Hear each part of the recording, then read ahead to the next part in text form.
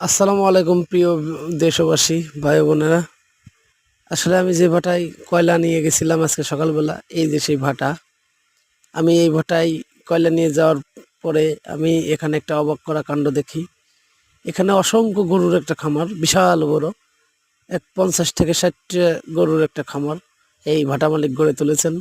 আসলে ওনার কার্যকলাপগুলো দেখে আমার খুব পছন্দ হলো, কারণ এখানে দেশি কোনো গরু নেই।